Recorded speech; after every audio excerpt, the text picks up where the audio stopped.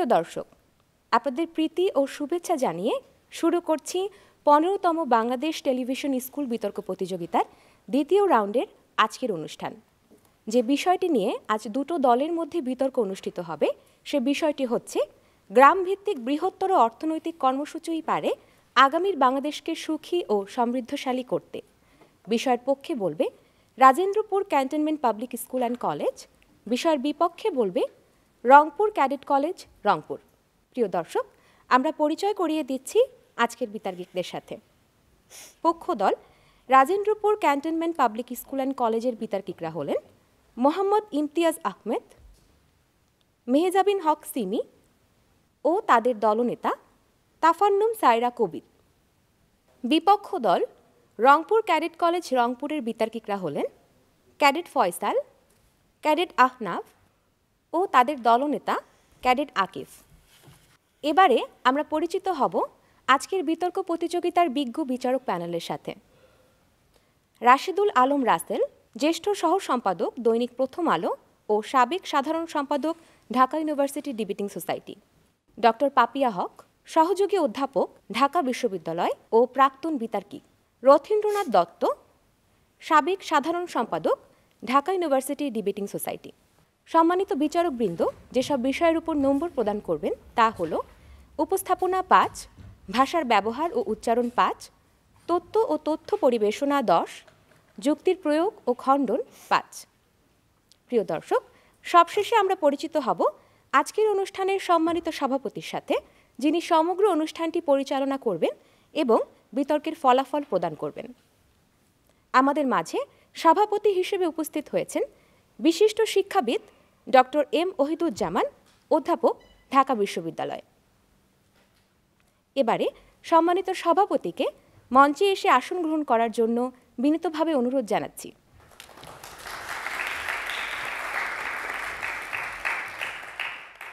বিতর্ক অনুষ্ঠানটি শুরুর পূর্বে আসুন বিতর্ক প্রতিযোগিতার নিয়মগুলি সংক্ষেপে জেনে নিই। প্রত্যেক বিতর্কিক তার বক্তব্য উপস্থাপনের জন্য মোট 5 মিনিট করে সময় পাবেন। সেক্ষেত্রে 4 মিনিটে সতর্কতা সংকেত এবং 5 মিনিটে চূড়ান্ত সংকেত দেয়া হবে। এছাড়াও প্রত্যেক দল থেকে তাদের দলনেতা যুক্তি খণ্ডনের জন্য অতিরিক্ত 2 মিনিট করে সময় পাবেন। সেক্ষেত্রে 1.5 মিনিটে সতর্কতা সংকেত এবং 2 মিনিটে চূড়ান্ত সংকেত দেয়া হবে। আমি এবারে আজকের অনুষ্ঠানের সম্মানিত সভাপতিকে বিতর্ক অনুষ্ঠানটি শুরু করার জন্য বিনীতভাবে অনুরোধ জানাচ্ছি। সম্মানিত সভাপতি। শুরু হচ্ছে গ্রামভিত্তিক বৃহত্তর অর্থনৈতিক কর্মসূচি পারে আগামীর বাংলাদেশকে সুখী ও সমৃদ্ধশালী করতে। পক্ষে আহ্বান জানাচ্ছি পক্ষদল Rajendrapur cantonment public school and কলেজের মোহাম্মদ ইমতিয়াজ আহমেদকে। 15তম বাংলাদেশ টেলিভিশন স্কুল বিতর্ক প্রতিযোগিতা উপলক্ষে আয়োজিত আজকের বিতর্কে মাননীয় মডারেটর, বিজ্ঞ বিচারক মণ্ডলী এবং আমার বিপক্ষ দলীয় বন্ধুরা সকলকে জানাই আন্তরিক শুভেচ্ছা। আজকের বিতর্কের বিষয় গ্রামভিত্তিক বৃহত্তর অর্থনৈতিক কর্মসূচি পারে আগামীর বাংলাদেশকে সুখী ও সমৃদ্ধশালী করতে। বিষয়টি বাংলাদেশের ভবিষ্যৎ নির্মাণে অত্যন্ত গুরুত্বপূর্ণ হয় এর পক্ষে বলছি। প্রথমেই বিষয়টির প্রবঞ্চগুলো সংজ্ঞান করছি। গ্রামভিত্তিক বলতে বোঝানো হয়েছে গ্রামকে কেন্দ্র করে। বৃহত্তর অর্থনৈতিক কর্মসূচি বলতে বোঝায় মানুষের জীবিকা নির্বাহের জন্য প্রতিদিন প্রত্যক্ষ বা পরোক্ষভাবে যেসব কাজ করে থাকে। বৃহত্তর অর্থনৈতিক কর্মসূচি বলতে বোঝায় বৃহৎ পরিসরে পরিকল্পনা গ্রহণ ও বাস্তবায়ন, যার মাধ্যমে আমরা অর্থনৈতিকভাবে লাভবান হব। আমরা যেসব কর্মসূচি নিয়ে কথা বলবো তা হলো 1. প্রশাসনিক বিকেন্দ্রীকরণ, যার মাধ্যমে জনগণের দোরগোড়ায় সেবা পৌঁছে দেওয়া সম্ভব হবে। 2. অবকাঠামোগত উন্নয়ন, যেমন বিদ্যুৎ ও গ্যাস সংযোগ, রাস্তাঘাট নির্মাণ ও ইন্টারনেট সুবিধার প্রসার সহ সর্বোপরি যোগাযোগের উন্নয়ন। 3. কৃষির আধুনিকায়ন ও প্রয়োজনীয় উন্নয়ন। 4. যথাযথ প্রশিক্ষণ ও সহযোগিতা প্রদানের মাধ্যমে গ্রামীণ জনগোষ্ঠীর সক্ষমতা বৃদ্ধি করা, যাতে তারা মানব সম্পদে পরিণত হয়। 5. নতুন উদ্যোক্তাদের প্রশিক্ষণ, প্রণোদনা ও সহজ শর্তে ঋণ প্রদান করার মাধ্যমে তাদের কর্মসংস্থান নিশ্চিত করা। আমাদের কর্মসূচিগুলো হবে জেলা, উপজেলা এবং ইউনিয়ন ভিত্তিক, যাতে করে গ্রামের মানুষকে একটি অথবা দুটি নির্দিষ্ট শহরে পাড়ি জমাতে না হয়। এই কর্মসূচিগুলোকে আমরা সরকারি, বেসরকারি এবং পাবলিক প্রাইভেট পার্টনারশিপ তথা PPP এর মাধ্যমে বাস্তবায়ন করতে পারি। প্রত্যয় দ্বারা একমাত্র গ্রামীণ অর্থনৈতিক কর্মসূচিকে বোঝানো হয়েছে। আগামীর বাংলাদেশ বলতে আমরা বুঝি 2020 সালের পরবর্তী বাংলাদেশকে। সুখী বলতে আমরা মানুষের জীবনের এমন একটি অবস্থাকে বুঝি যেখানে দেশকে ক্ষুধা ও দারিদ্র্যমুক্ত করা হবে, যেটি SDG এর প্রথম ও দ্বিতীয় লক্ষ্য। সুষম উন্নয়ন, যেখানে ধনী দরিদ্রের বৈষম্য কমবে, যা SDG এর 10 নম্বর লক্ষ্য। সর্বোপরি সুষ্ঠু নিরাপদ জীবনের নিশ্চয়তা। সমৃদ্ধশালী বলতে আমরা বুঝি দেশের সামগ্রিক অর্থনৈতিক উন্নয়ন হওয়া, যার মাধ্যমে আমরা নিম্ন মধ্যআয়ের দেশ থেকে উন্নত দেশে পরিণত হতে পারবো। আমাদের উন্নয়নের মূল ভিত্তি হবে গ্রামভিত্তিক বৃহত্তর বৃহত্তর অর্থনৈতিক কর্মসূচি। এর পাশাপাশি দেশের চলমান অন্যান্য কর্মসূচিগুলোও চালু থাকবে। আজকের বিতর্কে পক্ষদল থেকে আমরা প্রমাণ করব গ্রামভিত্তিক অর্থনৈতিক কর্মসূচি যথাযথভাবে বাস্তবায়িত হলে আগামী বাংলাদেশ অবশ্যই সুখী ও সমৃদ্ধশালী হবে। মাননীয় মডারেটর, 1971 সালে জাতির জনক বঙ্গবন্ধু শেখ মুজিবুর রহমানের নেতৃত্বে আমরা স্বাধীন সার্বভৌম একটি দেশ পেয়েছি। গত অর্ধ শতাব্দীর উন্নয়নের ধারা অব্যাহত রেখে তলাবিহীন ঝুড়ি দেশ উপনীত হয়েছে নিম্ন মধ্য আয়ের দেশে। দেশের মাথাপিছু আয় এখন $1909। উন্নয়নের এই ধারা অব্যাহত রাখতে বর্তমান সরকার প্রতিটি গ্রামে আধুনিক নগর সুবিধা সম্প্রসারণের জন্য আমার গ্রাম আমার শহর স্লোগান নিয়ে অবিরাম কাজ করছে।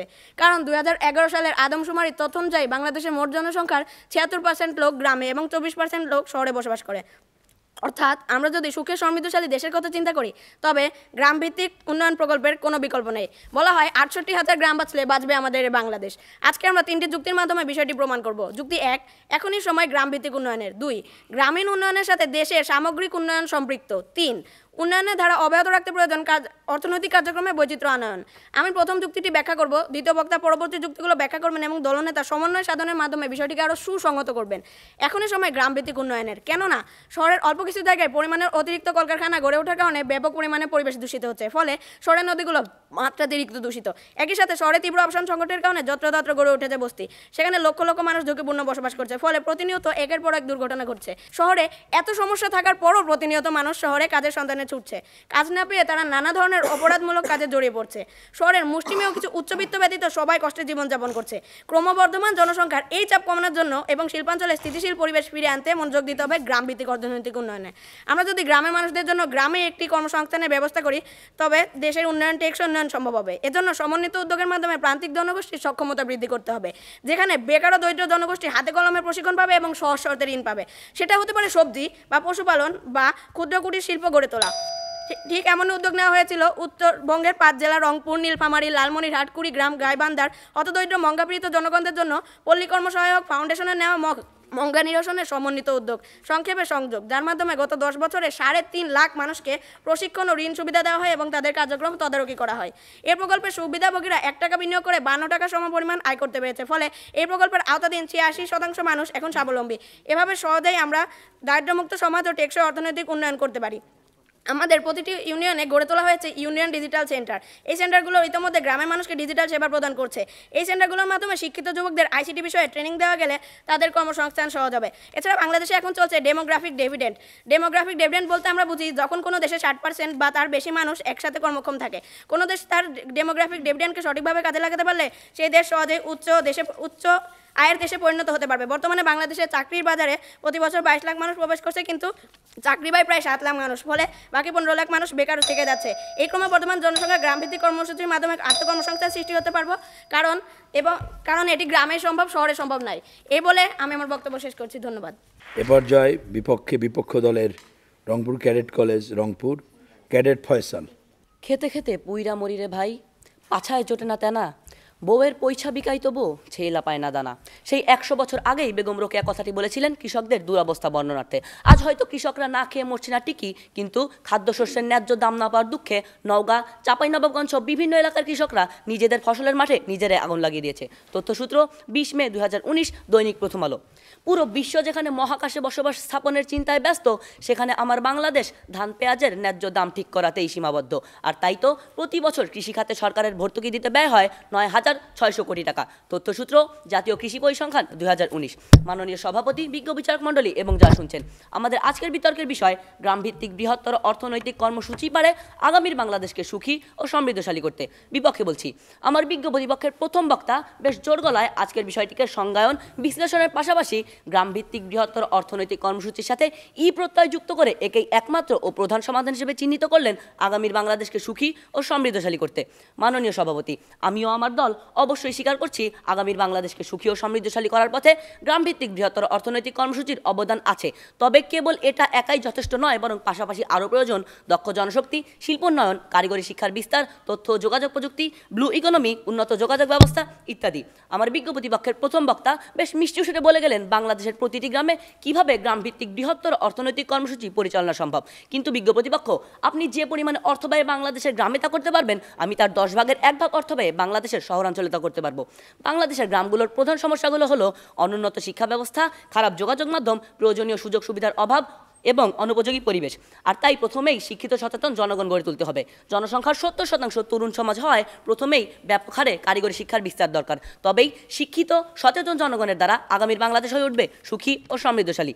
সেই মুঘল সম্রাট আওরঙ্গজেবের আমলে ভারত ছিল বিশ্বের সর্বোচ্চ অর্থনীতির দেশ, কারণ বিশ্বব্যাপী তখন শুধুই ছিল কৃষি। কিন্তু 18 শতকে ইউরোপের দেশগুলো বিশ্ব জয় করতে সক্ষম হয় কেবল এই শিল্প বিপ্লবের দ্বারাই। আবার আমাদের চেয়ে মাত্র 7 বছর আগে স্বাধীন হওয়া 712 বর্গ কিলোমিটারের ছোট্ট দেশ সিঙ্গাপুরের মাথাপিছু আয় আজ 83,793 মার্কিন ডলার। কিন্তু আমাদের বাংলাদেশ 2010 সালের আগ পর্যন্ত ছিল নিম্ন আয়ের দেশের তালিকায়, কারণ জনসংখ্যার 80% মানুষ তখন ছিল কৃষি নির্ভর।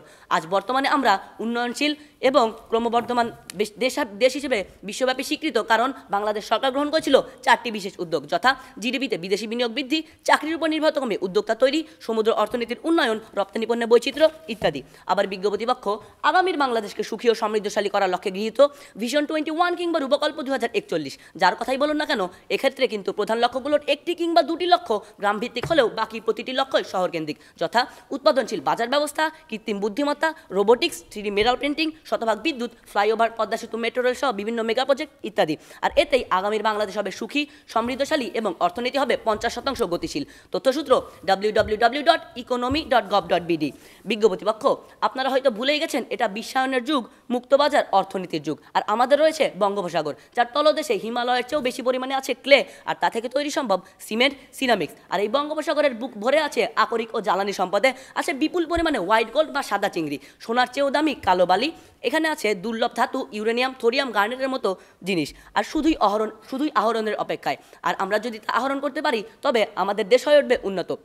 আমাদের প্রতিবেশী দেশ মিয়ানমার আজ এই নীল অর্থনীতি বা নীল সমুদ্রের অর্থনীতির দ্বারাই আজ এতটা উন্নত হয়েছে। আর যদি মিয়ানমার পারে তবে কেন আমার বাংলাদেশ পারবে না? বিজ্ঞ প্রতিপক্ষ প্রশ্ন রেখে যাচ্ছি যুক্তিযুক্ত উত্তরের আশায়। তথ্য মন্ত্রণালয়ের তথ্য মতে বঙ্গবন্ধু 1 স্যাটেলাইটের সফল উৎক্ষেপণের ফলে প্রতিবেশী দেশগুলোতে সেবা প্রদান করে প্রতি বছর কয়েক শত কোটি বৈদেশিক মুদ্রা অর্জন হবে। সফটওয়্যার আমদানি বন্ধ হয়েছে 90%, রপ্তানির লক্ষ্যেও কাজ চলছে। বিদেশি অর্থনীতির মোট 80% আসছে তৈরি পোশাক শিল্প রপ্তানি থেকে। আর গত 3 বছরে 80 লাখের অধিক ব্যক্তি হচ্ছে দারিদ্র্যমুক্ত কেবল শহরাঞ্চলে কর্মক্ষেত্র তৈরির মাধ্যমে। এক্ষেত্রে কিন্তু আমি আপনার গ্রামভিত্তিক বৃহত্তর অর্থনৈতিক কর্মসূচির অবদান দূর দূরান্তে কোথাও টেলিস্কোপ দিয়েও খুঁজে পাচ্ছি না। বিজ্ঞ প্রতিপক্ষ আপনি কি পাচ্ছেন? পেলে দয়া করে বলে যাবেন। বিজ্ঞ প্রতিপক্ষ তর্কের খাতিরে আর তর্ক না বাড়িয়ে সঠিক সিদ্ধান্ত নিতে শিখুন, কারণ কেবল গ্রামভিত্তিক বৃহত্তর অর্থনৈতিক কর্মসূচি একাই আগামীর বাংলাদেশকে সুখী ও সমৃদ্ধশালী করতে পারবে না, বরং পাশাপাশি সঠিক সিদ্ধান্ত ও পদক্ষেপের প্রয়োজন রয়েছে। আর তবেই আমরা একসাথে হাতে হাত রেখে দৃঢ় প্রত্যয়ে বলবো, একটি বাংলাদেশ, তুমি জাগ্রত জনতার, সারা বিশ্বের বিস্ময়, তুমি আমার অহংকার। ধন্যবাদ মাননীয় সভাপতি, ধন্যবাদ সবাইকে। আমরা এ পর্যায়ে আসছে মেহজাবিন হক সিমি। শুরু করছি বিপক্ষ দলের একটি যুক্তি খণ্ডনের মাধ্যমে। বিপক্ষ দলের প্রথম বক্তা তার বক্তব্যে অনেক কিছুই বলে গেছেন, কিন্তু 76% গ্রামীণ মানুষের ভাগ্যোন্নয়ন এবং সুখ ও সমৃদ্ধি ঠিক কীভাবে অর্জিত হবে তার কোনো ব্যাখ্যাই তিনি দিয়ে যেতে পারেননি। এছাড়াও শহরের ক্রমবর্ধমান জনগোষ্ঠীর চাপ তারা কীভাবে সামলাবেন এবং কর্মসংস্থান কীভাবে নিশ্চিত করবেন তাও তারা উল্লেখ করেননি। ধন্যবাদ মাননীয় মডারেটর। আজকের বিতর্কের বিষয় গ্রামভিত্তিক বৃহত্তর অর্থনৈতিক কর্মসূচি পারে আগামীর বাংলাদেশকে সুখী ও সমৃদ্ধশালী করতে। আজকের বিতর্কের বিষয়টি বাংলাদেশের উন্নয়ন পরিকল্পনার সাথে সামঞ্জস্যপূর্ণ ও বাস্তবধর্মী হওয়ার কারণে পক্ষে অবস্থান করছি। আমার দলীয় প্রথম বক্তা তার বক্তব্যে 3টি যুক্তি উত্থাপন করে গেছেন, যার প্রথমটি তিনি ব্যাখ্যা করে গেছেন। এবার আমি দ্বিতীয় যুক্তির ব্যাখ্যা এবং তার সাথে সামঞ্জস্যপূর্ণ তথ্য এবং উদাহরণ উপস্থাপনের মাধ্যমে এটা প্রমাণ করে যাব যে কেবলমাত্র গ্রামভিত্তিক বৃহত্তর অর্থনৈতিক কর্মসূচি পারে আগামীর বাংলাদেশকে সুখী ও সমৃদ্ধশালী করতে। মাননীয় মডারেটর, আমাদের দলীয় দ্বিতীয় যুক্তিটি হলো গ্রামীণ উন্নয়নের সাথে সামগ্রিক উন্নয়ন, সুখ ও সমৃদ্ধি সম্পর্কযুক্ত। আজকের বিতর্কটি কেবল সমৃদ্ধিকে ঘিরে নয়, বরং তার সাথে সুখ এবং সমৃদ্ধি অর্জন করা নিয়ে। প্রথম বক্তার কথার সাথে সামঞ্জস্য রেখে বলতে চাই, গ্রামভিত্তিক উন্নয়ন তুলনামূলকভাবে কম হওয়ার কারণে শহরে অনিয়ন্ত্রিত শিল্পায়ন শহরকে বিষাক্ত করে তুলছে। বিশ্ব স্বাস্থ্য সংস্থার জরিপ মতে ঢাকার বাতাস পৃথিবীর শহরগুলোর মধ্যে সবচেয়ে দূষিত। এছাড়া দৈনিক প্রথম আলোর এক জরিপে দেখা যায় বর্তমানে ঢাকা শহরে ভাসমান লোকের সংখ্যা প্রায় 50,000 এবং এর সংখ্যা প্রতিনিয়ত বেড়েই চলছে। এই সংখ্যা প্রতিনিয়ত যেহেতু বেড়ে চলছে, তার অনুযায়ী পরিসংখ্যান ব্যুরো একটি তথ্যমতে আমরা জানতে পারি প্রতিদিন 1700 মানুষ ঢাকা শহরে নতুন যুক্ত হচ্ছে। নিরাপদ পানি, বিশুদ্ধ বাতাস ও স্বাস্থ্যকর পরিবেশের অভাবে লক্ষ লক্ষ মানুষ নানা জটিল রোগে আক্রান্ত হচ্ছে। 2019 সালে সরকারি সংস্থা হেলথ ইকোনমিক ইউনিটের তথ্যমতে প্রতি বছর 50 লাখ মানুষ সর্বশান্ত হচ্ছে শুধুমাত্র জটিল রোগের চিকিৎসা ব্যয় করতে গিয়ে। একদিকে শহরে কঠোর পরিশ্রম করে তারা অর্থ আয় করছে, অন্যদিকে চিকিৎসা ব্যয় মেটাতে গিয়ে তারা সর্বশান্ত হচ্ছে, ফলে তাদের জীবনে অর্থনৈতিক স্থিতিশীলতা আসছে না। আজ যদি আমরা আমাদের দেশের সুষম উন্নয়ন ঘটাতে পারি তাহলে এই সমস্যাগুলোর সৃষ্টি হতো না। শুধু মাথাপিছু আয়, জাতীয় আয় এবং প্রবৃদ্ধির হিসাব দিয়ে কখনো সুখকে পরিমাপ করা যায় না। আমরা যদি দুইটি ভিন্ন পরিসংখ্যান লক্ষ্য করি তাহলে আমাদের সুখ এবং উন্নয়নের অবস্থানটি বুঝতে পারবো। 2019 সালের এক জরিপ অনুযায়ী বাংলাদেশ যেখানে বিশ্বের শীর্ষ 10 প্রবৃদ্ধি অর্জনকারী দেশের একটি, সেখানে বৈশ্বিক সুখ প্রতিবেদন অনুযায়ী বিশ্বের সুখী দেশের তালিকায় 156টি দেশের মধ্যে বাংলাদেশের অবস্থান 125তম। একটু চিন্তা করলেই বুঝতে পারবো কেন অর্থনৈতিক উন্নয়নের সাথে সুখ বাড়ছে না। কারণ গ্রামভিত্তিক উন্নয়ন না হওয়ার কারণে ভারসাম্যহীন উন্নয়ন হচ্ছে। অর্থনৈতিক প্রবৃদ্ধির হার বাড়লেও কেবল কিছু মানুষের হাতে তা কুক্ষিগত থাকছে, কারণ মুনাফার সবটাই যাচ্ছে আজ মালিকের পকেটে। ফলে সুফল সবাই পাচ্ছে না, যার কারণে সমৃদ্ধি বাড়লেও আমাদের সুখটা বাড়ছে না। তাই অর্থনৈতিক উন্নয়নের পাশাপাশি দেশের মধ্যবিত্ত মানুষের জীবনমান উন্নত করতে হবে। গ্রামভিত্তিক কর্মসূচিগুলো একই সাথে মানুষের দারিদ্র্য বিমোচন করে। ব্র্যাকের 2018 সালের গবেষণা প্রতিবেদনের মধ্যে যে পরিমাণ বিনিয়োগ শহরে করলে 100 জন মানুষ দরিদ্রমুক্ত হয়, ঠিক একই পরিমাণ বিনিয়োগ যদি গ্রামে করা হয় তাহলে 300 জন মানুষকে দারিদ্র্যমুক্ত করা যায়। অর্থাৎ গ্রামভিত্তিক বৃহত্তর অর্থনৈতিক কর্মসূচি সমপরিমাণ অর্থ বিনিয়োগের মাধ্যমে শহরের তুলনায় গ্রামে 3 গুণ মানুষকে দরিদ্রমুক্ত করতে সক্ষম। কারণ এখানে বাসস্থান এবং যাতায়াত খরচ হয় না, সেখানে দ্রব্যমূল্য কম, যেখানে তারা পরিবারের সাথে স্বাস্থ্যকর পরিবেশে বাস করতে পারে। সবচেয়ে বড় কথা, গ্রাম আমাদের শিকড়, সেখানে থাকার মানসিক শান্তি অমূল্য। আমরা যদি ইতিহাস পর্যালোচনা করি তাহলে দেখা যাবে আমাদের ইতিহাসের শ্রেষ্ঠ ব্যক্তিত্বগুলো গ্রাম থেকেই উঠে এসেছে। যেমন আমরা উদাহরণস্বরূপ বলতে পারি জাতির জনক বঙ্গবন্ধু শেখ মুজিবুর রহমান, হোসেন শহীদ সোহরাওয়ার্দী, শহীদ তাজউদ্দিন আহমেদ সবাই ছিলেন গ্রামের সন্তান। কারণ গ্রামে অবারিত মুক্ত পরিবেশ মানুষের জীবনবাদে অবাধ প্রভাব বিস্তার করে। বর্তমান সরকার গ্রামের বেকার ও দরিদ্র জনগোষ্ঠীকে স্বাবলম্বী করতে ও তাদের মধ্যে ইতিবাচক উদ্যোগ সৃষ্টি করতে পল্লী কর্মসহায়ক ফাউন্ডেশনের মাধ্যমে পল্লী সঞ্চয় ব্যাংকের অর্থায়নে আমার বাড়ি আমার খামার প্রকল্পটি গ্রহণ করেছে। দেশের প্রতিটি উপজেলায় একটি করে পল্লী সঞ্চয় ব্যাংকের শাখা স্থাপন করা হয়েছে। এই পল্লী সঞ্চয় ব্যাংকের কর্মকর্তারা বেকার জনগোষ্ঠীকে সহজ শর্তে ঋণ, প্রশিক্ষণ এবং তদারকি করছে। ফলে বেকার জনগোষ্ঠী অর্থনৈতিকভাবে স্বাবলম্বী হচ্ছে। এছাড়াও নতুন নতুন উদ্যোক্তা সৃষ্টি হচ্ছে। এসব কর্মসূচিতে গ্রামীণ নারীরাও যুক্ত হচ্ছে, যা নারীর ক্ষমতায়নে অনস্বীকার্য ভূমিকা পালন করছে। গ্রামের নারীদের কাছে অর্থ না থাকার কারণে তারা নানাভাবে নির্যাতিত, নিপীড়িত এবং নিষ্পেষিত হতো। কিন্তু আজকে যখন নারীরা অর্থনৈতিকভাবে স্বাবলম্বী হচ্ছে তখন কিন্তু তাদের ক্ষমতায়নটা বৃদ্ধি পাচ্ছে। এক সময় এই নারীরা কিন্তু ছিল সম্পূর্ণ বেকার। এই বৃহৎ নারী সমাজের অবদান ব্যতীত অর্থনীতির চাকা কখনোই চলমান করা সম্ভব নয়। অর্থনীতিতে নারীর অবদানের ফলে অর্থনৈতিক প্রবৃদ্ধির হার বাড়ছে, পাশাপাশি সুখ অর্জিত হচ্ছে এবং গ্রামীণ মানুষের পুষ্টির চাহিদা মেটানো সম্ভব হচ্ছে। 1971 সালে মুক্তিযুদ্ধের পর আমরা স্বল্পোন্নত দেশ থেকে উন্নয়নশীল দেশে, বর্তমানে নিম্ন মধ্যমায়ের দেশ থেকে অবস্থান করেছি। সাধারণত উন্নয়নের উন্মেষকালে শিল্পায়ন অনেক সহজ হয়, কিন্তু আমরা বর্তমানে অবস্থান করছি সবচেয়ে চ্যালেঞ্জিং মধ্যম আয়ের দেশে। কিন্তু যদি এক্ষেত্রে আমরা অর্থনৈতিক বৈচিত্র্য না আনতে পারি তাহলে কখনোই আমাদের দেশ সুখী ও সমৃদ্ধশালী হতে পারবে না। মানুষের সক্ষমতা বৃদ্ধি ও দক্ষ জনশক্তি গড়ে তোলার মাধ্যমে আমরা বর্তমানে বাংলাদেশকে একটি ডিজিটাল বাংলাদেশে রূপান্তর করতে পারি। সুতরাং মাননীয় মডারেটর, এই বিষয়টি অবশ্যই বলা যায় যে গ্রামভিত্তিক বৃহত্তর অর্থনৈতিক কর্মসূচি পারে আমাদের ভবিষ্যৎ বাংলাদেশকে সুখী ও সমৃদ্ধশালী করতে। ধন্যবাদ মাননীয় মডারেটর, ধন্যবাদ সবাইকে। বিপক্ষে আসছে রংপুর ক্যাডেট কলেজের ক্যাডেট আহনাব। শুরু করছি যুক্তি খণ্ডন দিয়ে। আমার বিজ্ঞ প্রতিপক্ষের দ্বিতীয় বক্তা খুব সুন্দর করেই বলে গেলেন গ্রামভিত্তিক অর্থনীতির সাথে জড়িত বিপুল সংখ্যক জনসংখ্যার কথা।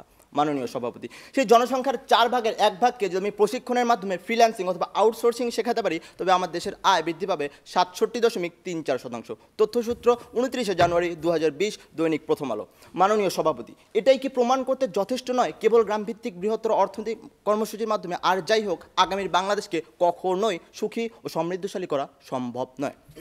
মাননীয় সভাপতি, বিজ্ঞ বিচারক মণ্ডলী এবং যারা শুনছেন সকলকে আমার আন্তরিক শুভেচ্ছা। বিতর্ক চলছে এবং বিতর্কের বিষয় গ্রামভিত্তিক বৃহত্তর অর্থনৈতিক কর্মসূচিই পারে আগামীর বাংলাদেশকে সুখী ও সমৃদ্ধশালী করতে। প্রস্তাবনাটির বিপক্ষে আমার সুদৃঢ় অবস্থান। মাননীয় সভাপতি, ইউএনডিপির এক তথ্য মতে বিশ্বের উন্নত 96% দেশের মূলে রয়েছে শিল্প উন্নয়ন। আমি যদি আমার এশিয়ার দেশগুলো তথা মালয়েশিয়া, সিঙ্গাপুর কিংবা জাপানের দিকে তাকাই তাহলে দেখবো তাদের উন্নতির মূলে রয়েছে সেই শিল্প বিপ্লব। মাননীয় সভাপতি, বহির্বিশ্বের ফ্রান্স, আমেরিকা কিংবা কানাডার দিকে যদি তাকাই তবুও দেখবো তাদের উন্নতির মূলে রয়েছে সেই শিল্প বিপ্লব। মাননীয় সভাপতি, ঠিক সেই চেতনাকে বুকে ধারণ করে আমার দেশের সরকার বিগত 10 বছরে সবচেয়ে বেশি গুরুত্ব দিয়েছে দক্ষ জনশক্তি, যোগাযোগ ব্যবস্থা, গার্মেন্টস, রেমিটেন্স ইত্যাদির মতো প্রভাবশালী খাতগুলোকে। মাননীয় সভাপতি, লক্ষণীয় বিষয় হচ্ছে এগুলোর কোনোটি কিন্তু কেবল গ্রাম কেন্দ্রিক ছিল না, আর সেজন্যই আমার দেশ নিম্ন আয়ের দেশ থেকে নিম্ন মধ্যম আয়ের দেশে পরিণত হয়েছে। মাননীয় সভাপতি, বিবিএস এর এক তথ্য মতে বাংলাদেশের জিডিপিতে শিল্পের অবদান মাত্র 6% এবং কৃষির অবদান সে তো 71%। বিশ্ববাজারে বাংলাদেশ পরিচিত তলাবিহীন ঝুড়ি কিংবা ভিক্ষুক নামে। বলছে 1977 সালের সেই বাংলাদেশের কথা যখন বাংলাদেশের মূল হাতিয়ার ছিল কৃষি। মাননীয় সভাপতি, বর্তমান বাংলাদেশে মোট শ্রমশক্তির 40.6% সেই কৃষিতে নিয়োজিত, তবুও তা থেকে আমাদের জাতীয় আয় মাত্র 13.34%। পক্ষান্তরে বিজ্ঞ প্রতিপক্ষ আমাদের শিল্পে মোট জনসংখ্যার 20.34% নিয়োজিত এবং তা থেকে আমাদের জাতীয় অবদান 35%। তথ্যসূত্র জাতীয় অর্থনৈতিক সমীক্ষা 2019। বিজ্ঞ প্রতিপক্ষ, যখন আমি শিল্পের পিছনে অল্প পরিশ্রমে পেয়ে যাচ্ছি আমার কাঙ্ক্ষিত সাফল্য, কিন্তু সেই কৃষির পিছনে কুলুর বলদের মতো খেটেও আমি পাচ্ছি খুবই সামান্য, তারপরেও কি আপনারা বলতে চান কেবল গ্রামভিত্তিক বৃহত্তর অর্থনৈতিক কর্মসূচিই পারে আগামীর বাংলাদেশকে সুখী ও সমৃদ্ধশালী করতে? প্রশ্ন রেখে গেলাম, আশা করি উত্তর দিয়ে যাবেন। মাননীয় সভাপতি, চলুন ঘুরে আসি 2008-9 সাল থেকে, যখন সারা বিশ্বের উঁচু উঁচু দেশগুলো মাথা নিচু করে দাঁড়িয়েছিল, ফ্রান্স, আমেরিকা, ব্রিটেন, কানাডা, তখন আমার দেশ বাংলাদেশ মাথা উঁচু করে বিশ্বের বুকে দাঁড়িয়েছিল। কেন জানেন? তখন আমাদের ছিল রেকর্ড সংখ্যক রেমিটেন্স। সে বছর আমরা আয় করি $6.2 বিলিয়ন। আমি আবার বলছি $6.2 বিলিয়ন। বর্তমানে তা বেড়ে গিয়ে দাঁড়িয়েছে $19.34 বিলিয়ন। তথ্যসূত্র www.worldbank.org। মাননীয় সভাপতি, যখন আমাকে সাহায্য করার জন্য এগিয়ে এসেছিল আমার সেই রেমিটেন্স, তখন আপনার কোথায় ছিল সেই শিল্প বিপ্লব, আবার আপনাদের সেই গ্রামভিত্তিক বৃহত্তর অর্থনৈতিক কর্মসূচি? প্রশ্ন রেখে যাচ্ছে, আশা করি উত্তর দিয়ে যাবেন। মাননীয় সভাপতি, চীন যখন স্ন্যাপচ্যাট কিংবা ফেসবুক বাদ দিয়ে নিজেরা ব্যবহার করছে উইচ্যাট এবং নিজেদের দেশে রাখছে $6.2 বিলিয়ন, তখন আমার দেশ থেকে ঠিক সেই সময় ফেসবুক বিদেশি প্রতিষ্ঠান নিয়ে যাচ্ছে $0.69 বিলিয়ন। তথ্যসূত্র www.ctng.com। মাননীয় সভাপতি, তারপরেও কি আমার বিজ্ঞ প্রতিপক্ষের বক্তাগণ বলতে চাইবেন আগামী তথ্য প্রযুক্তি নির্ভরশীল বাংলাদেশ, ডিজিটাল বাংলাদেশকে কেবল গ্রামভিত্তিক বৃহত্তর অর্থনৈতিক কর্মসূচির মাধ্যমে উন্নতি করা সম্ভব? প্রশ্ন রেখে যাচ্ছি, আশা করি উত্তর দিয়ে যাবেন। মাননীয় সভাপতি, আমরা যদি মরুভূমিতে একটি আম গাছ লাগাই এবং বছরের পর বছর সে আম গাছের পরিচর্যা করি, সে আম গাছ থেকে কিন্তু কখনোই মিষ্টি আম পাওয়া সম্ভব নয়। পক্ষান্তরে আমি যদি একটি খেজুর গাছ লাগাই এবং যথাযথ পরিশ্রম করে কিংবা অল্প পরিশ্রমে পেয়ে যেতে পারি আমি সুস্বাদু সুন্দর খেজুর। কারণ মরুভূমির পরিবেশ সে আম গাছের জন্য প্রযোজ্য না হলেও তা খেজুর গাছের জন্য ঠিকই প্রযোজ্য। ঠিক তেমনিভাবে আমার দেশের অর্থনীতির জন্য আপনার গ্রামভিত্তিক অর্থনীতি যতটা না সাহায্য করবে, কেবল গ্রামভিত্তিক চিন্তাবাদ দিয়ে আমরা যদি তার পাশাপাশি দক্ষ জনশক্তি, রেমিটেন্স, গার্মেন্টস ইত্যাদির মতো খাতগুলোকেও যথাযথ নজর দেই এবং আমাদের আগামীর বাংলাদেশকে সুখ ও সমৃদ্ধশালী করার জন্য, বঙ্গবন্ধুর সোনার বাংলা করার জন্য যদি গ্রামভিত্তিক অর্থনীতির পাশাপাশি এই খাতগুলোর দিকে নজর দেই, তবেই আমার বাংলাদেশ সুখী ও সমৃদ্ধশালী হতে পারে। মাননীয় সভাপতি, তারপরেও আমার বিজ্ঞ প্রতিপক্ষের বক্তাগণ বলতে চান কেবল গ্রামভিত্তিক বৃহত্তর অর্থনৈতিক কর্মসূচিই নাকি আগামীর বাংলাদেশকে সুখী ও সমৃদ্ধশালী করবে। তাই আসুন বিজ্ঞ প্রতিপক্ষ, তর্কের খাতিরে তর্ক না করে বাস্তবতাকে মেনে নেই, সত্যকে মেনে নেই। কেবল গ্রামভিত্তিক অর্থনৈতিক কর্মসূচি নয়, আগামীর বাংলাদেশকে সুখী ও সমৃদ্ধশালী করার জন্য গ্রামভিত্তিক অর্থনৈতিক কর্মসূচির পাশাপাশি অন্যান্য যে ক্ষেত্রগুলোই রয়েছে সেগুলোর দিকেও নজর দেওয়া উচিত। তাই আমরা আসুন হাতে হাত রেখে বলি, এসেছি আবার ফিরে জননী বঙ্গে, রাত জাগা নির্বাসন শেষে, দুঃখদন্য নয় সুখ সমৃদ্ধির পতাকা উড়িয়ে উড়িয়ে। মাননীয় সভাপতি, তাই আসুন আমরা সকলেই মেনে নিই কেবল গ্রামভিত্তিক বৃহত্তর অর্থনৈতিক কর্মসূচি আগামী বাংলাদেশকে কখনোই সুখী ও সমৃদ্ধশালী করতে পারে না। ধন্যবাদ মাননীয় সভাপতি, ধন্যবাদ উপস্থিত সকল। পক্ষ দল Rajendrapur cantonment public school and কলেজের দলনেতা তাফান্নম সায়রা কবির, তার বক্তব্য শুনব। ধন্যবাদ মাননীয় সভাপতি। আজকের বিতর্কের বিষয় গ্রামভিত্তিক বৃহত্তর অর্থনৈতিক কর্মসূচি পারে আগামীর বাংলাদেশকে সুখী ও সমৃদ্ধশালী করতে। বিষয়টি আগামীর বাংলাদেশকে সুখী এবং সমৃদ্ধশালী করতে একমাত্র যুক্তিসঙ্গত মাধ্যমে বিষয়টির পক্ষে অবস্থান করছি। মাননীয় সভাপতি, প্রথমে চলে যাচ্ছি যুক্তি খণ্ডনে। আজকে বিপক্ষ দলের প্রথম এবং দ্বিতীয় বক্তা অনেক কিছুই বলে গেলেন, কিন্তু আমার দলীয় দ্বিতীয় বক্তা প্রশ্ন রেখে গিয়েছিলেন যে তারা গ্রামীণ মানুষের উন্নয়ন কিভাবে করবেন সেটা তারা ব্যাখ্যা করে যাননি, তাই তাদের এই বক্তব্য আজ বোধগম্য হলো না। মাননীয় সভাপতি লক্ষ্য করুন, তারা প্রযুক্তির কথা বলে গেলেন। মাননীয় সভাপতি, শুধুমাত্র প্রযুক্তি নির্ভর উন্নয়নের মাধ্যমে কখনোই আগামীর বাংলাদেশকে সুখী ও সমৃদ্ধশালী করা সম্ভব নয়। কেননা প্রযুক্তি নির্ভর উন্নয়নের জন্য যে পরিমাণ শিক্ষাগত যোগ্যতা দরকার, সেই শিক্ষাগত যোগ্যতাটা বর্তমানে বাংলাদেশের মানুষের মধ্যে নেই। এবং প্রযুক্তি নির্ভর উন্নয়ন বর্তমানে আমাদের দেখা যাচ্ছে কৃষি খাতে অনেকেই কৃষিকাজটা ছেড়ে দিতে চাচ্ছে, কারণ সেখানে তারা অনেক লাভ পাচ্ছে না, লাভজনক কাজ বলে তাদের কাছে মনে হচ্ছে না। তাই আমাদের খাদ্য নিরাপত্তা আজ হুমকির মুখে। সেখানে তারা বলছেন প্রযুক্তির কথা। আমরা যদি এই খাদ্য নিরাপত্তার দিকটা না দেখি, শুধুমাত্র সেই প্রযুক্তির দিকটাই দেখি, তাহলে দেখা যাবে আমাদের খাদ্য নিরাপত্তা আরও হুমকির মুখে পড়ে যাবে। সেই ক্ষেত্রে উদাহরণটা হতে পারে সিরিয়ার আলেপ্পো শহরের মতো, যেখানে টানা দুর্ভিক্ষের কারণে টানা 2 দিন কোনো খাবার দাবার ছিল না, কিন্তু ইন্টারনেট ঠিকই ছিল। সেখানে দেখা যাচ্ছে মানুষ ইন্টারনেট ছিল ঠিকই, কিন্তু খাবার না পেয়ে মারা গিয়েছে। আমাদের অবস্থা সেরকম হবে। মাননীয় সভাপতি, লক্ষ্য করুন আমাদের গ্রামীণ অর্থনৈতিক বৈচিত্র্যকরণ আমাদের এখন কেন দরকার। মাননীয় সভাপতি, আমরা কেন বলছি যে গ্রামভিত্তিক বৃহত্তর অর্থনৈতিক কর্মসূচি পারে আগামী বাংলাদেশকে সুখী ও সমৃদ্ধশালী করতে। কেননা গ্রামভিত্তিক ও বৃহত্তর অর্থনৈতিক কর্মসূচি তুলনামূলকভাবে অন্যান্য প্রকল্পের চেয়ে অনেক বেশি সহজ। গ্রামভিত্তিক অর্থনৈতিক কর্মসূচির মাধ্যমে একজন মানুষের সক্ষমতা অনেক সহজে বৃদ্ধি করা যায়, তাদেরকে স্বাবলম্বী করে তোলা অনেক সহজ, তাদেরকে উদ্যোক্তা করা যায় খুব সহজে। উদাহরণস্বরূপ বলতে পারি প্লাবনভূমি মৎস্য চাষের কথা, যেখানে গ্রামীণ অর্থনৈতিক বৈচিত্র্যকরণের অন্যতম উদাহরণ হলো এই প্লাবনভূমি মৎস্য চাষ, যা প্রথমে শুরু হয়েছিল কুমিল্লার দাউদকান্দিতে, এবং সেই জায়গার প্রায় অধিকাংশ জমি ছিল অব্যবহৃত। কাজের অভাবে মানুষগুলো থাকতো কর্মহীন, কিন্তু পরবর্তীতে তাদের একটা ভিন্নধর্মী পরিকল্পনার মাধ্যমে একটি ব্যাপক পরিবর্তন সাধিত হয়। সেখানে বর্ষার প্রায় 5-6 মাস যখন পানি থাকে তখন তারা সেখানে মৎস্য চাষ করে, যখন পানিটা নেমে যায় তখন তারা সেখানে সমবায় নীতিতে ধান চাষ করে, এবং যখন পানি থাকে তখন বেড়িবাঁধ দিয়ে তারা চলাচল করে, এবং এই বেড়িবাঁধের মধ্যে তারা শাকসবজি চাষ করে, যার ফলে দেখা যায় তাদের একসাথে অনেকগুলো কাজ একসাথে চলছে, এবং এর মাধ্যমে তাদের আর্থিক সচ্ছলতা আসে। মাননীয় সভাপতি, আমাদের ইতিমধ্যে সেখান থেকে 400 কোটি টাকার মাছ তারা লাভ করতে পেরেছে, এবং এর সফলতা দেখে বর্তমানে কুমিল্লা, নেত্রকোনা, কিশোরগঞ্জ সহ আরও 8টি জেলায় এই প্রকল্প বাস্তবায়নের কাজ চলছে। সমবায় নীতিতে চাষ করার ফলে সেখানে কোনো চুরির ঘটনা ঘটছে না, ফলে পরিবেশের স্থিতিশীলতাও বজায় রাখছে, পাশাপাশি মানুষের মধ্যে ভ্রাতৃত্বটিও বাড়তে থাকছে। মাননীয় সভাপতি, এছাড়া আমরা বলতে পারি কৃষি বৈচিত্র্যকরণের কথা। গ্রামীণ অর্থনীতি মূলত কৃষি নির্ভর, এবং এই কৃষিরও আরও বিভিন্ন ধরনের বৈচিত্র্যের দিক আছে। উদাহরণস্বরূপ আমরা বলতে পারি ফুল চাষ কিংবা কুমির চাষের কথা। বর্তমানে ময়মনসিংহে যে কুমির চাষ চলছে সেখানে 100 কোটি টাকা গত বছরের মধ্যেই লাভ হয়েছে, এবং ফুল চাষে প্রবৃদ্ধির হার 20%।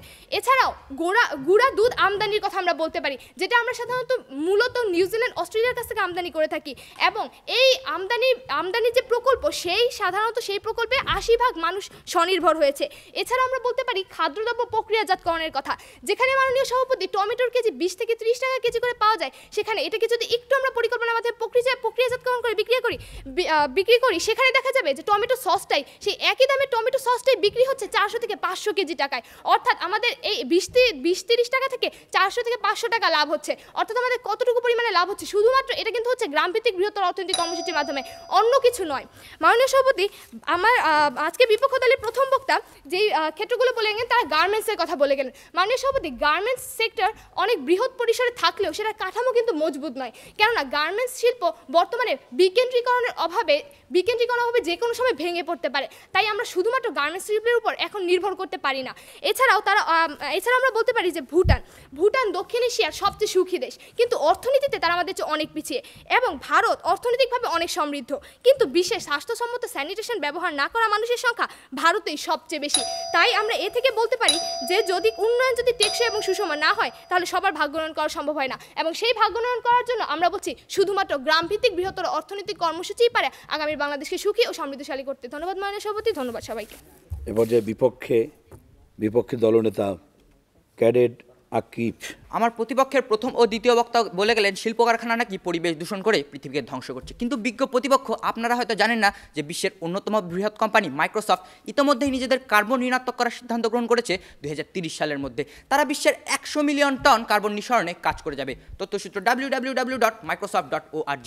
আবার 25 অক্টোবর 2019 দৈনিক প্রথম আলোর তথ্য মতে বাংলাদেশে 100টিরও বেশি গার্মেন্টস কারখানা রয়েছে যেগুলো পুরোপুরি পরিবেশ বান্ধব। তাই বিজ্ঞ প্রতিপক্ষ ব্যাপারটি জলের মতোই পরিষ্কার হয়ে গেল যে ইচ্ছে করলেই পরিবেশ বান্ধব শিল্প কারখানার মাধ্যমে দেশকে সুখী ও সমৃদ্ধশালী করা সম্ভব। সম্মানিত সভাপতি, বিজ্ঞ বিচারক মণ্ডলী ও যারা শুনছেন, আমাদের আজকের বিতর্কের বিষয় গ্রামভিত্তিক বৃহত্তর অর্থনৈতিক কর্মসূচিই পারে আগামীর বাংলাদেশকে সুখী ও সমৃদ্ধশালী করতে।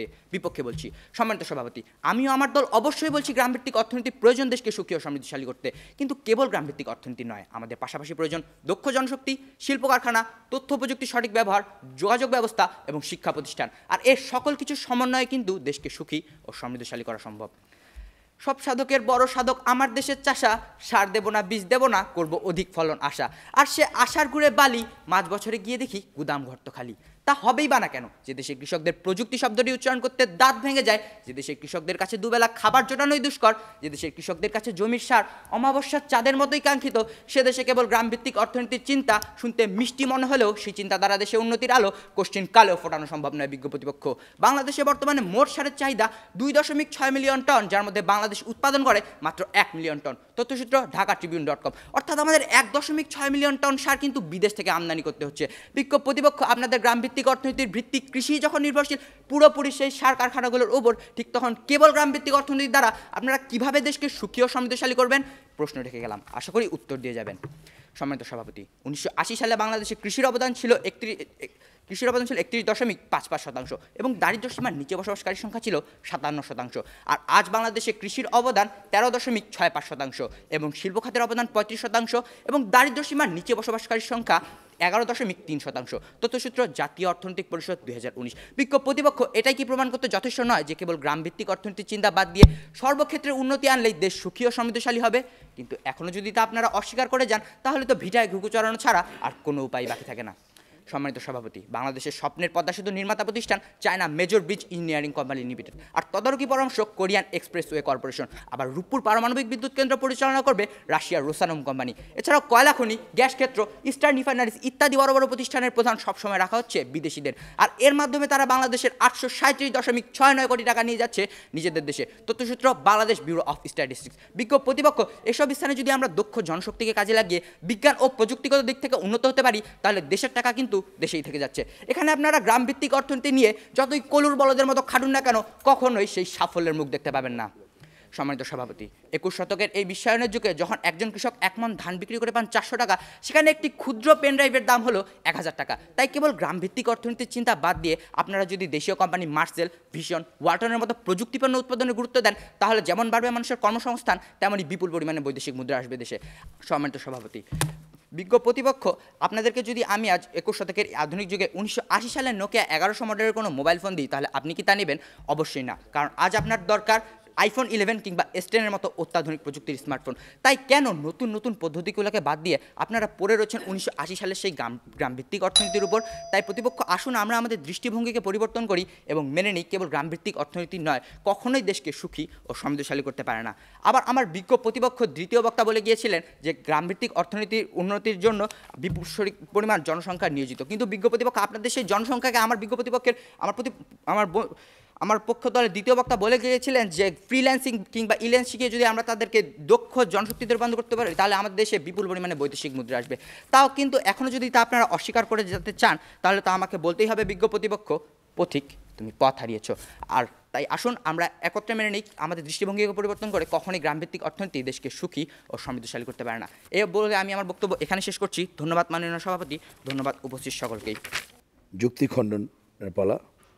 এই যুক্তি খণ্ডনে প্রথম আসছে পক্ষ দলের নেতা তাফান্নুম সায়রা কবির।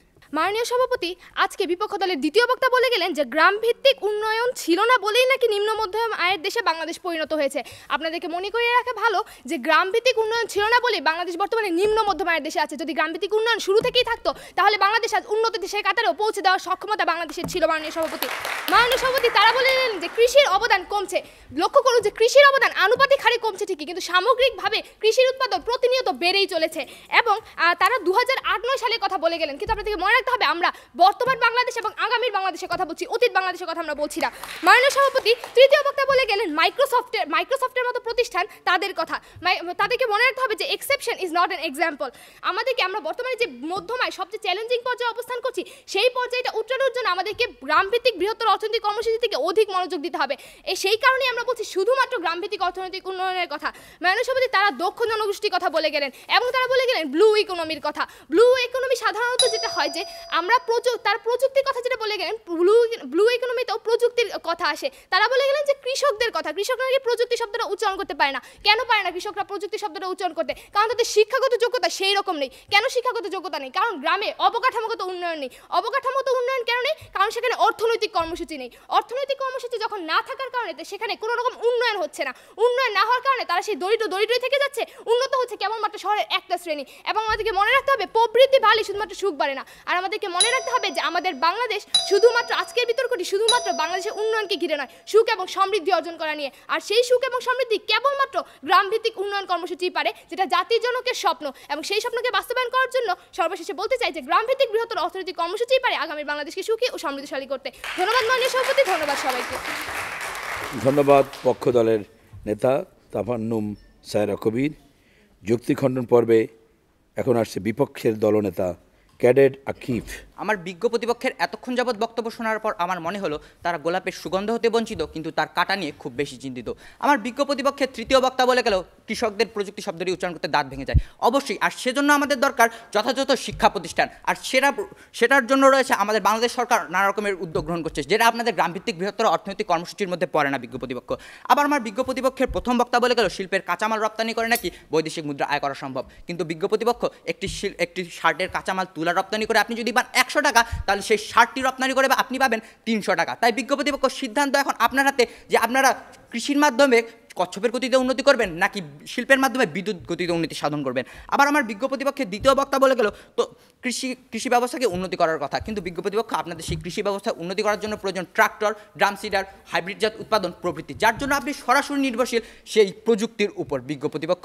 তারপর আমার বিজ্ঞ প্রতিপক্ষের তৃতীয় বক্তা বলে গেলেন বাংলাদেশের কুটির শিল্প রপ্তানি করে নাকি প্রচুর পরিমাণে বৈদেশিক মুদ্রা আয় করা সম্ভব, কিন্তু বিজ্ঞ প্রতিপক্ষ আপনাদের সেই কুটির শিল্প রপ্তানি করার জন্য প্রয়োজন সমুদ্র বন্দর অথবা সড়ক ব্যবস্থা। আবার সহজের তথ্য মতে বাংলাদেশের 25% সড়ক অর্থাৎ 4200 কিলোমিটার সড়কের অবস্থা বেহাল, যার মধ্যে 97.46 সড়কের অবস্থান আপনাদের সেই গ্রামীণ এলাকাগুলোতেই। তাই বিজ্ঞ প্রতিপক্ষ প্রথমে আমাদের সড়কের সংস্কার প্রয়োজন, না হলে রপ্তানির টাকা সব রাস্তাতেই ভেসে যাবে।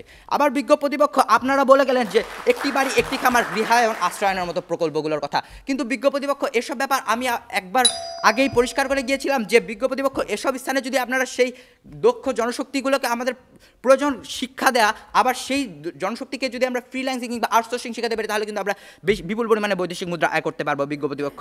তাই বিজ্ঞ প্রতিপক্ষ আসুন ছেঁড়া চুলে খোপা না বেঁধে আমরা একসাথে মেনে নিই কেবল গ্রামভিত্তিক অর্থনীতি কখনোই দেশকে সুখী ও সমৃদ্ধশালী করতে পারে না। পাশাপাশি আমাদের আরও নানা রকমের প্রকল্প রয়েছে যেগুলো আমাদের বাস্তবায়ন করা উচিত, আর এর মাধ্যমেই বাংলাদেশ সুখী ও সমৃদ্ধশালী হতে পারবে। এই বলে আমি আমার বক্তব্য এখানে শেষ করছি। ধন্যবাদ মাননীয় সভাপতি, ধন্যবাদ উপস্থিত সকলকে।